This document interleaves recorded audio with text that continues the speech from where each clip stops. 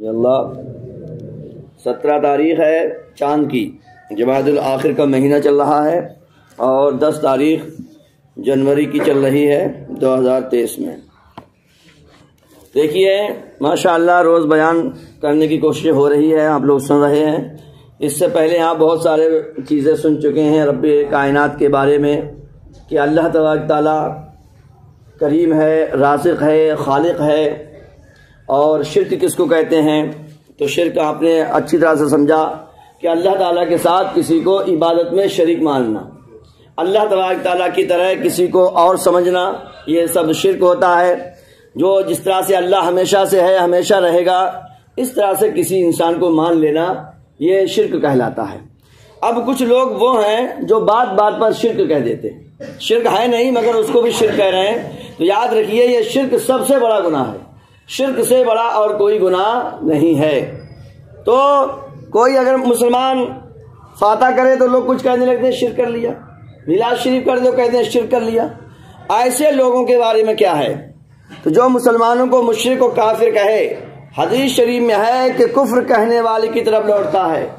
جو مسلمان کو کافر یا مشرک کہے گا تو وہ خود مشرک و کافر ہو جائے گا۔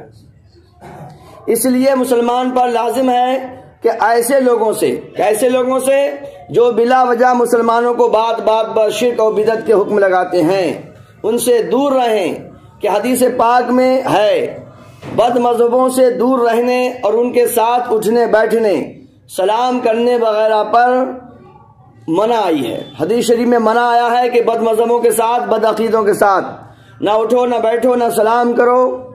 رسول اللہ صلی اللہ علیہ وسلم نے ارشاد فرمایا بد مذہب سے دور رہو اور ان کو اپنے سے دور رکھو، کہیں وہ تمہیں گمراہ نہ کر دیں اور کہیں وہ تمہیں فتنے میں نہ ڈال دیں۔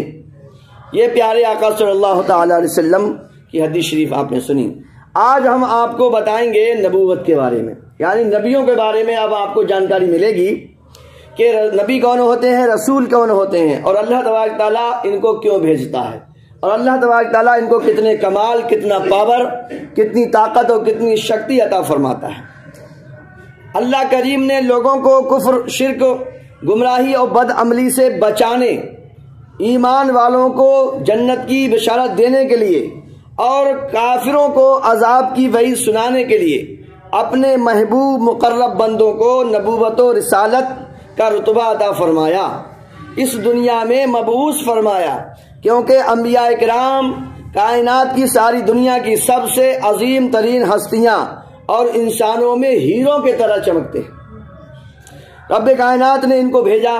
اب سوال نبی کسے کہتے ہیں؟ نبی کسے کہتے ہیں؟ جواب اللہ کریم کی مخلوق کی ہدایت اور رہنمائی کے لیے، اللہ تعالیٰ کی مخلوق کے مارگدرشن کے لیے، گائیڈنس کے لیے، ہدایت کے لیے جن پاک بندوں کو اپنے احکام پہنچانے کے لیے بھیجا ان کو نبی کہتے ہیں۔ اور انبیاء علیہ الصلوۃ والسلام یہ بشر ہیں جن کے پاس اللہ کریم کی طرف سے وحی آتی ہے۔ سوال رسول کسے کہتے ہیں؟ جواب رسول انبیاء کرام علیہ السلام میں سے جو نئی شریعت لائے ان کو رسول کہتے ہیں۔ سمجھے؟ وحی کیا ہوتی ہے؟ جواب وحی کا لغوی معنی ہے پیغام بھیجنا، دل میں بات ڈالنا، خفیہ بات کرنا۔ شریعت کی اصطلاح میں وحی اس کلام کو کہتے ہیں جو کسی نبی پر اللہ پاک کی طرف سے نازل ہو۔ وحی آپ وحی کا لفظ سنیں گے، وحی نازل ہوئی 40 سال میں حضور صلی اللہ علیہ وسلم پر وحی نازل ہوئی۔ تو وحی نازل ہونے کا مطلب آپ نے سمجھا کہ اس کلام کو وحی کہتے ہیں جو اللہ کی طرف سے کسی نبی پر اللہ کی طرف سے نازل ہو، اس کلام کو کیا کہتے ہیں؟ وحی کہتے ہیں۔ پیغمبروں اور دوسرے انسانوں میں کیا فرق ہے؟ بہت سے لوگ یہ کہہ کر کافر ہو گئے کہ رسول میں اور امتی میں فرق ہی کیا ہے، سمجھے؟ انہوں نے اپنی کتابوں میں لکھ دیا کہ امتی تو کبھی کبھی رسول سے آگے نکل جاتے ہیں، معاذ اللہ رب العالمین، کہہ دیا وہ تو ہمارے بڑے بھائی کی طرح ہیں، کہہ دیا وہ تو ہم مر کے مٹی میں مل گئے۔ ایسے عقیدہ رکھنے والے لوگ مسلمان نہیں ہیں۔ کان کھول کے سن لیجئے، پیغمبروں اور دوسرے انسانوں میں کیا فرق ہے؟ جواب ان میں ایسا فرق ہے جیسے زمین اور آسمان میں فرق ہے۔ نبی اور رسول خدا کے خاص اور معصوم بندے ہوتے ہیں۔ معصوم کا مطلب وہ کبھی کوئی گناہ کرتے ہی نہیں ہیں، اللہ ان کو پاک صاف پیدا فرماتا ہے اور زندگی بھر گناہوں سے وہ معصوم رہتے ہیں۔ ان کی نگرانی اور تربیت خود اللہ پاک فرماتا ہے۔ انبیاء کو، انبیاء کرام کو، رسولوں کو اللہ خود سکھاتا ہے، اللہ خود پڑھاتا ہے، ان کی تربیت خود رب کائنات فرماتا ہے۔ چھوٹے بڑے گناہوں سے بالکل پاک ہوتے ہیں۔ عالی نسب عالی حسب یعنی بلند سلسلہ خاندان انسانیت کے اعلیٰ مرتبے پر پہنچے ہوئے ہوتے ہیں۔ ان کے ماں باپ بلکہ ان کی ساری سمجھے فیملی ٹری، نسب نامہ جسے کہتے ہیں، ہندی میں کنڈلی کہتے ہیں، یہ جتنے بھی ہیں ان کے سارے ماں باپ سب مومن تھے، سب مسلمان تھے۔ انبیاء کرام کے جتنے بھی ماں باپ ہیں وہ سب مسلمان، اور اب تو ایسا گروہ ہے وہ ہمارے حضور کے ماں باپ کے بارے میں بھی کیا کہتا ہے، شک کرتا ہے کہ مسلمان تھے کہ نہیں تھے، معاذ اللہ رب العالمین۔ تو یہ بہت خوبصورت ہوتے ہیں، نیک سیرت ہوتے ہیں، عبادت گزار ہوتے ہیں، پرہیزگار، تمام اخلاق حسنہ سے آراستہ ہوتے ہیں، ہر قسم کی برائی سے دور رہنے والے ہوتے ہیں۔ انہیں عقل کامل عطا کی جاتی ہے جو اوروں کی عقل سے درجوں بلند ہوتی ہے۔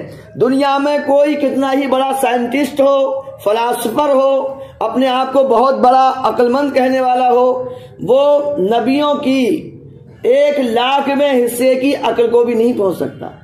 یعنی کسی نبی کی عقل کے 1,00,000 حصے کیے جائیں تو دنیا میں کتنا ہی سے بڑا بڑا انٹیلیجنٹ ہو، وہ 1,00,000 حصے تک بھی نہیں پہنچ سکتا ہے۔ اللہ پاک نے نبیوں کو اتنی عقل عطا فرمائی کہ پوری دنیا میں اتنی عقل کسی کو دی ہی نہیں۔ سب سے زیادہ نبیوں کو عقل ہوتی ہے، اور سب نبیوں میں ہمارے پیارے آقا کی عقل سب سے زیادہ بلند و بالا ہے۔ کسی حکیم، کسی فلسفی کی عقل، کسی سائنسداں کی فہم و فراست ان کے 1,00,000 حصے تک بھی نہیں پہنچ سکتی۔ اور عقل کی ایسی بلندی کیوں نہ ہو کہ یہ اللہ پاک کے لاڈلے بندے اور اس کے محبوب ہوتے ہیں۔ اللہ کریم نے انہیں ایسی ہر چیز سے دور رکھا جو کہ نفرت والی ہوتی ہے۔ اسی لیے انبیاء کرام کے جسموں کا برس، سفید داغ، جذام، کوڑ وغیرہ ایسی مرضوں سے پاک ہونا ضروری ہے جس سے لوگ نفرت کرتے ہوں۔ پھر تمام مخلوق میں سارے نبیوں میں سب سے بڑھ کر عقل کامل و اکمل ہمارے نبی مکرم حضرت محمد مصطفیٰ صلی اللہ تعالی وسلم کو عطا کی گئی۔ حضرت وہاب بن منبع رضی اللہ تعالیٰ عنہ فرماتے ہیں، میں نے 71 آسمانی کتابوں میں لکھا دیکھا ہے کہ روز اول سے قیامت قائم ہونے تک تمام جہان کے لوگوں کو جتنی عقل عطا کی گئی وہ سب مل کر حضور صلی اللہ علیہ وسلم کی عقل کے آگے ایسے ہے جیسے دنیا کے تمام ریگستان کے ریت کے سامنے ایک ریت کا ذرہ۔ بات سمجھ میں آئی آپ لوگوں کے؟ ہمارے حضور کو اللہ نے اتنی عقل عطا فرمائی جب سے دنیا بنی ہے اور جب تک دنیا رہے گی، ان پوری دنیا کی عقل کو ایک طرف رکھا جائے اور ہمارے حضور صلی اللہ علیہ وسلم کی عقل ایک طرف، تو پوری دنیا کی عقل ایسی بنے گی جیسے بڑے ریگستان میں ریت پھیلی ہوئی ہے اور اس ریت کا ایک کण۔ پوری دنیا کی عقل ایسے بنے گی جیسے ایک ریت کا کण، ایک ریت کا ذرہ۔ قربان جائیے، تو اب ہم پر ضروری ہے کہ ہم اپنے پیارے آقا صلی اللہ علیہ وسلم کی باتوں پہ عمل کریں، کیونکہ جس میں جتنی زیادہ عقل ہوتی ہے اس کی باتوں میں اتنا ہی زیادہ فائدہ ہوتا ہے۔ پھر تو ہمارے پیارے آقا صلی اللہ علیہ وسلم کی باتوں کو اپنائیے، سنت بھی ہے، ثواب بھی ہے، اللہ اور رسول کی رضا و خوشی بھی ہے، اور ہماری صحت بھی ہے، اور ہمارا دنیا کا فائدہ بھی ہے اور آخرت کا فائدہ ہے۔ اللہ تعالی ہم سب کو ان باتوں پہ عمل کرنے کی توفیق عطا فرمائے، اور یہ باتیں آگے بتایا کرو۔ موبائل میں ہم ڈال رہے ہیں، سمجھے، مائی امام یوٹیوب چینل پر یہ سب ویڈیو ڈالتے ہیں، آپ لوگ شیئر کر دیا کرو، اس میں کوئی پیسہ خرچ نہیں ہوتا ہے اور دینی معلومات دوسروں تک پہنچ جاتی ہے۔